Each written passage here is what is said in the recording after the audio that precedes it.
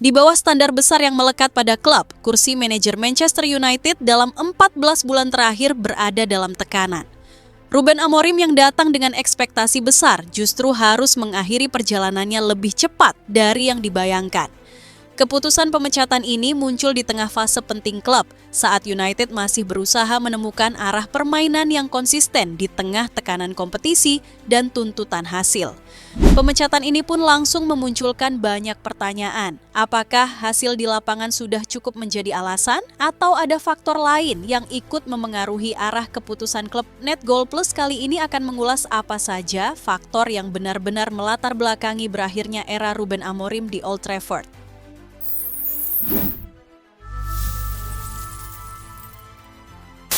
Sebelum masuk ke faktor pemecatan Ruben Amorim, ada satu pola besar yang perlu dilihat lebih dulu. Sejak Sir Alex Ferguson meninggalkan Manchester United, klub ini telah mengalami pergantian manajer yang sangat intens. Dalam kurun sekitar 13 tahun, United tercatat sudah mengganti manajer sebanyak 10 kali. Sebuah angka yang mencerminkan betapa rapuhnya stabilitas di ruang kendali Old Trafford pasca era Ferguson.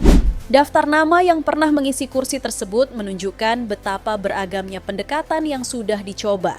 Dimulai dari David Moyes sebagai penerus langsung, dilanjutkan Ryan Giggs dan Michael Carrick dalam peran sementara, lalu pelatih dengan latar belakang kuat seperti Louis van Gaal dan Jose Mourinho.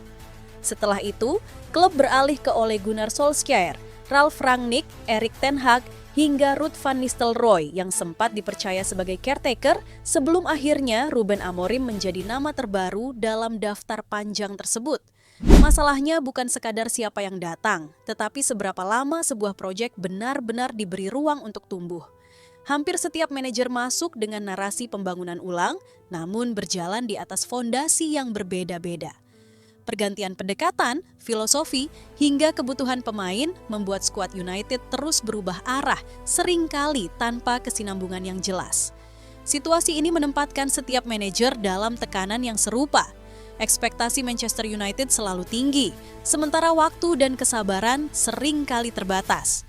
Ketika hasil tak segera selaras dengan tuntutan klub dan publik, siklus perubahan kembali terulang dan kursi manajer kembali menjadi titik paling rentan. Dalam kerangka inilah pemecatan Ruben Amorim perlu dipahami, bukan sebagai kejadian yang terisolasi, melainkan sebagai bagian dari rangkaian panjang keputusan yang sudah berlangsung lebih dari 1 dekade. Setelah melihat gambaran besarnya, barulah masuk akal untuk membahas apa saja faktor spesifik yang akhirnya membuat Amorim menyusul 9 nama sebelumnya keluar dari panggung Old Trafford. Keputusan Manchester United untuk mengakhiri kerjasama dengan Ruben Amorim disebut tidak semata ditentukan oleh hasil di lapangan. Dalam beberapa pekan terakhir masa jabatannya, arah kerjasama antara pelatih dan manajemen dinilai semakin sulit dipertemukan.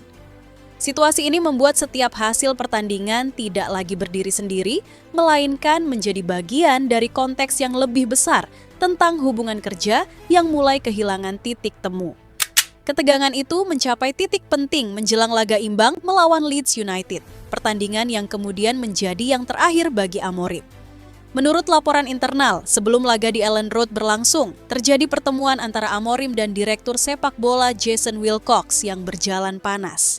Pertemuan tersebut awalnya dimaksudkan untuk membahas perkembangan tim, namun justru memperjelas jarak pandang yang sudah terbentuk sebelumnya. Selepas laga di West Yorkshire, situasi tak kunjung mereda.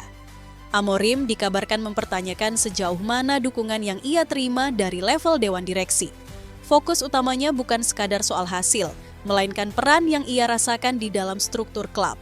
Ia menilai dirinya ditempatkan lebih sebagai pelatih lapangan, bukan figur manajerial yang memiliki kewenangan lebih luas dalam arah klub.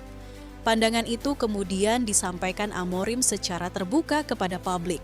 Dalam pernyataan yang cukup tegas, ia menekankan bahwa kedatangannya ke Old Trafford adalah untuk menjadi manajer Manchester United, bukan sekadar pelatih. Ia menyadari dirinya bukan sosok dengan nama sebesar beberapa pendahulunya, namun menegaskan bahwa peran dan tanggung jawabnya sejak awal sudah ia pahami dengan jelas. Amorim juga menyebut kerangka waktu kerja yang menurutnya telah disepakati sejak awal.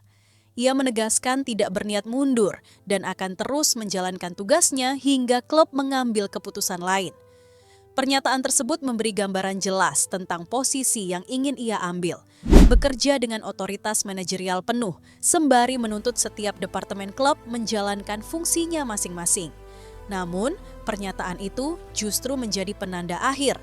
Kurang dari 24 jam setelah komentar tersebut disampaikan, Amorim resmi diberhentikan tanpa pernah mendapatkan perpanjangan kontrak yang ia singgung. Menurut laporan The Telegraph, posisinya saat itu sudah dinilai tidak lagi berkelanjutan. Pertemuan internal yang awalnya dimaksudkan untuk membahas perkembangan tim, termasuk penggunaan formasi 3-4-3 andalannya, justru mempertegas bahwa hubungan kerja antara Amorim dan manajemen telah mencapai titik akhir.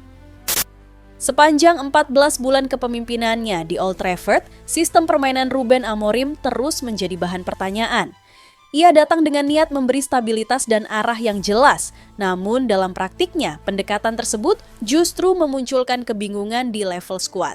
Beberapa pemain kesulitan beradaptasi dengan tuntutan taktik yang spesifik, sementara 2 jendela transfer berlalu tanpa kedatangan pemain yang benar-benar sesuai dengan kebutuhan sistem yang ingin ia terapkan.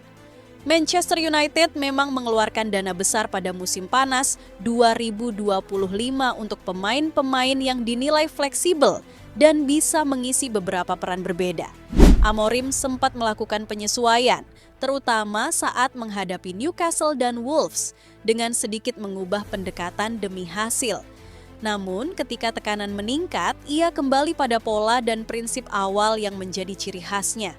Sebuah keputusan yang dinilai klub sebagai tanda bahwa ruang kompromi semakin menyempit.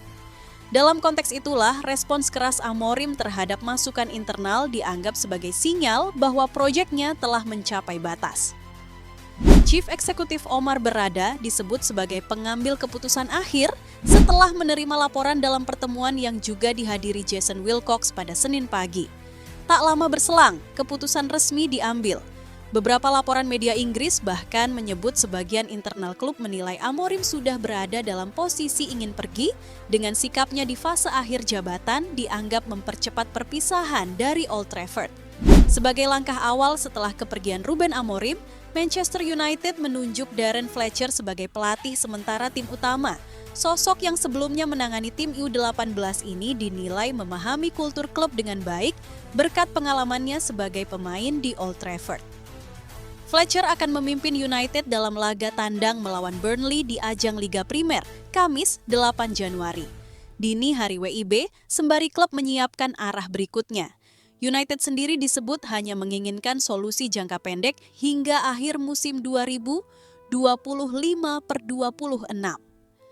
Fletcher tidak masuk dalam daftar kandidat manajer permanen, karena fokus utama klub adalah menyiapkan penunjukan jangka panjang pada musim panas mendatang. Sejumlah laporan menyebut nama Oliver Glasner, pelatih asal Austria yang kontraknya di Crystal Palace akan segera berakhir sebagai opsi utama yang tengah dipertimbangkan Dewan Direksi. Jika ditarik ke belakang, keputusan-keputusan Manchester United dalam menangani kursi manajer menunjukkan pola yang terus berulang.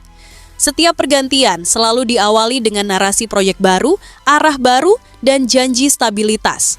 Namun, dalam praktiknya, ruang untuk membangun seringkali terpotong oleh tekanan internal dan kepentingan jangka pendek. Ego di level manajemen, terutama dalam menentukan arah, struktur, dan kendali, kerap membuat peran manajer menyempit, sehingga proses adaptasi dan pembentukan identitas tim tidak pernah benar-benar tuntas. Akibatnya, manajer datang dan pergi tanpa pernah diberi waktu yang cukup untuk melihat hasil dari ide mereka sendiri. Ketika konflik pandangan muncul, keputusan cepat kembali diambil dan siklus yang sama dimulai dari awal. Selama pola ini terus dipertahankan, perubahan nama di kursi manajer kemungkinan besar hanya akan menjadi pergantian wajah, bukan solusi mendasar bagi masalah yang telah membayangi Manchester United lebih dari 1 dekade terakhir.